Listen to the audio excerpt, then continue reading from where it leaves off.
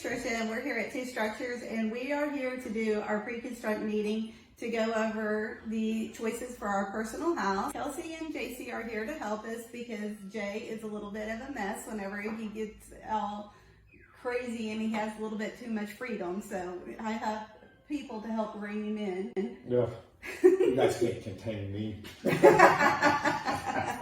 No, what we do here is this is a meeting that we do with our clients as well. We're doing it on our personal house. We meet with Kelsey, and normally we'd have our team here to go over what we're doing on our house, and we would go over the plan and double check all the measurements, double check that the plan's the one they want to use, that it is what our client is wanting to build, and go over and try to just double check again that we're building the right house. We've got the right plan. We've got it drawn the way they want it. So we go over that, and it takes about 2 hours or so. We slot 2 hours. Occasionally it might take a little longer with a client. So far we're at 2.5 hours already. Just kidding. But we'll go over the house and double check everything, make sure that's right, and then we start making selections. We like to try to have our selections all made before we break ground, and that way we can, our builders can just get started on the house and build straight through, and they don't have to remodel. That's the worst thing that can happen for us, is going back and remodeling something because it didn't quite work out. So we're trying to gradually work out the kinks and make sure that we've got the correct house being built. Since ours is the first time we built this house, there's only a little bit of things that we do a little differently because it's a new plan and we haven't built it before. So we also will go through co-construct, and we have a lot of options we go on here. But with a few things on our house, we don't offer as options on ours, so we have to do it. We have to do it a little bit. Like heated toilet seats. I'm pretty excited about that. Really, toilet seats? Yeah, heated. I said heated toilet seats. So that's what you take away from this, is Trish just wants to make sure that she's got her heated toilet seats. But anyway, we'll go through this and work it out, and then we'll break ground pretty quick, and we'll kind of fill you along the way, and just kind of show you how things work and what we do behind the scenes. We'll do a few videos where we show you what goes on behind the scenes. This is one that we do with our clients and work through it. And Kelsey will be here, Jill, and we have the superintendent who's working on it, and everybody just a chance to put another set of eyes on it and make sure we're building the house, the dream house that our clients want. Well, it's getting the post tension set up today. They got it done yesterday, and I'm out here checking it out. Looks like we got our trenches cut, our forms up, ready to go. Kids' bedroom side of the house here. It'd be the west. There's our living dining room, back patio, master bedrooms over there, garages up there at the front, the setback from the front yard. This will be our backyard patio area. So we'll have a big patio here, and got our pool house set up here. It's on an acre of land.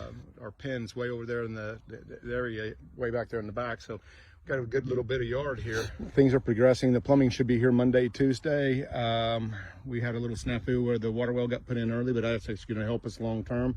But we'll get going pretty soon, and then hopefully we'll have a slab in about 10 days or so. Hey, it's Jay. We're out here getting ready to pour the ICF today, the storm room. So give you a little bit about it. It's starting to take shape now. You can tell this is a garage. We opened up the one car side here a little wider so I can get my F-150 in here comfortably, and the garage doors will be a little taller, so it goes in. It's got a little bit of a lift kit on it, so it'll go in a little smoother. So we did that, and we connected the two garages with a little breezeway there. The drop shower for our shower and bathtub are kind of a wet area. I don't remember what they call that thing. They got a name for it, but I don't remember what it is. And then you can start to see that it's taking shape. The storm shelter's there. Got the rebar where they're going to tie on to. We're going to do it with an ICF storm room, so it's going to be insulated concrete form, I think is what they call the ICF, and it's going to be our storm room, and it'll be heated and cooled in there, and so we'll have that's what that is. And then we come back through here with our double sinks, of course our master bedroom. Our living room is on the other side over there. Office up there at the front. doorway over there. That's the washing room with the white pipe sticking out over there in the distance. And then guest bathrooms and the guest bathrooms over there on the right over in that area right over there. And then in this area here is going to be the kids Jack and Jill bathroom, and then there's bedroom here, there, and then guest bedroom up there. And then we're going this way, and then I think this is the clean out. We'll have our septic tank will actually be in this area right here. Probably have it sprinkled out in the far corner over there. And then this area here, that's not my pool. That's just an area where they dug out because they needed some extra dirt. But we'll dig a pool out in this area right here where the bobcat is, and put the pool there. Have a big patio back here at the back. It's going to be a good sized patio, so you can tell from the cutout of the concrete. And then we got our pool house foundation here, sink, bathroom. We've got a washer and dryer in here, and I'm not sure what the other pipe's going to be. It's probably just as manifold for the plumbing. And then be a little utility room in the back where we'll have the pool equipment. We've got some footings for our posts that'll go on our storm or on our pool house here. And then we got the little release here for we're doing that because we're going to put one of the clear garage doors on that we can roll up and have it open air, or close it down and have it closed off. This is where this concrete here is just where they're cleaning out, and so not a lot going on there. I think those are two posts over there, and I think this is just the clean out. That's where we are today.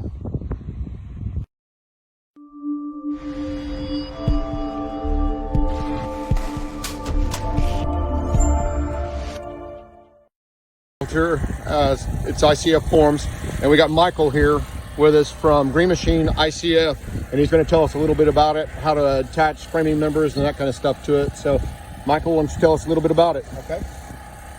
ICF forms are usually set up with tabs internally.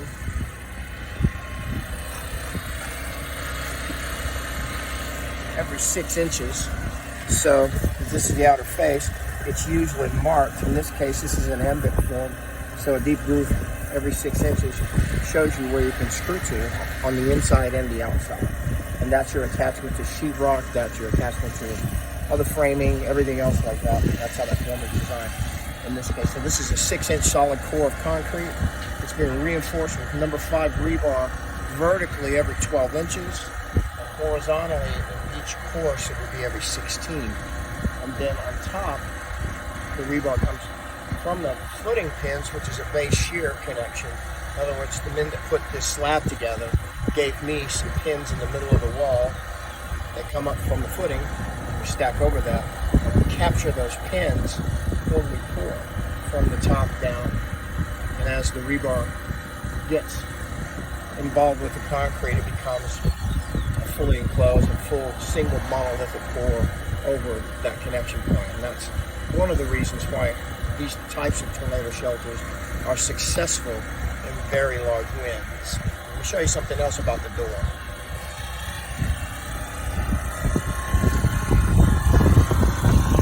The frame is a 14 gauge steel product that's wide enough to accept the full 6-inch void, 2.5 inches of foam, and an additional 2.5. So the total width here is 11. This frame fits over this door and gets poured into the structure. Inside the door frame is a welded catch system that grabs the concrete and allows this frame to become full concrete and very, very much embedded in the process. And in typical FEMA 360 fashion, this door has a 6-point locking system, so heavy-duty hinge here, here, and here, and you can see on this side where I've got dead bolts down at the bottom. So when you go inside the structure, you lock all 3 of those dead bolts. You've got a 6-point locking system. The door itself is 14 gauge steel, very, very heavy, yet very, very well connected to the entire shelter. All right. Now, on our finished door, we want to put a finished door. Exactly how do we attach our finished door? Okay.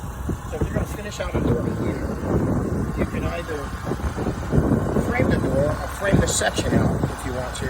You can frame this section out for lots of ideas. Let's say you had this was going on the backside of washer dryer where you needed more plumbing in the wall. I've seen a lot of guys fur this out and create a basic false wall here so that you can go ahead and have a door frame, as well. So But you wouldn't have to if you didn't want to, you right? didn't have to. Okay. No. I mean, you could, you've got such a deep frame well here. The best way though to do a hide and seek door or something like this, because you'll need the entire door frame as well. Part of the frame that you want to close it and cover it up. Yep.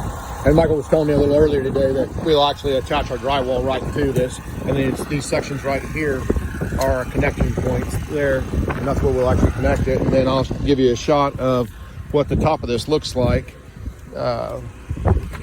Climb up here, and so this is what our top looks like. So this is how they'll cap it. Obviously, it's strong enough you can be standing on it. Michael will tell us a little bit about exactly how that's constructed, but that's how the steel goes, and that's how they get the structure built. And then this is where they'll pour the concrete in tonight, and today they'll get a pump truck out here and pump in the concrete. And then you were telling me a little earlier about that system on top, and you were saying what is the structural member that actually holds up the roof? Okay. That's a horizontal ICF product called Light Deck. And what Light Deck is designed to do is to be an insulator. So you have in this case, because of the short run here, Light Deck can come in various thicknesses and can do massive amounts of load depending upon how you want to engineer it. For this scenario here, this is a 6-inch product, which is going to be about an R30 at its 6-inch peak area, but it has a trough that will dip down, which forms a concrete beam across, a structural concrete beam across the cap of this every 2 feet. So every 2 feet, you've got a new structural concrete beam that is 6 inches wide, 8 inches in thickness, and it's reinforced with number 5 rebar twice. So you've got, in this scenario for rebar, the number 5 bar coming up on 12-inch centers bends over the cap. So you've got that connection. And then the structural beams have rebar inside of them, and then there's a grid of number 5 on 12-inch centers over the top. Massive structural connectability here. Everything being monolithic, tied together, connected to the footing. Once again, a very, very strong, stable build. So this Light Deck, if you had a back deck and you wanted to make it out of concrete instead of a wood product, you could do it with that? Maybe. Because a definite maybe. Because of the one of the things that it will do is it will cantilever. So the unique properties of this product, as long as you can hinge and attach on the main side of a wall. If you were building an ICF wall, I wouldn't have any trouble with it because you've got the stability of this system and the strength of it. If you were building it on the back of a wood wall, we might have to try to figure out how to anchor back in here so that you can get your cantilever. Yeah, I was thinking maybe like a walkout basement. You could do a patio and a walkout Without basement. question, Yeah, without question. We do it all the time. Yep. All right, Michael, appreciate it. Please like, tag, share, and follow, and most importantly, subscribe. See you in our next YouTube video.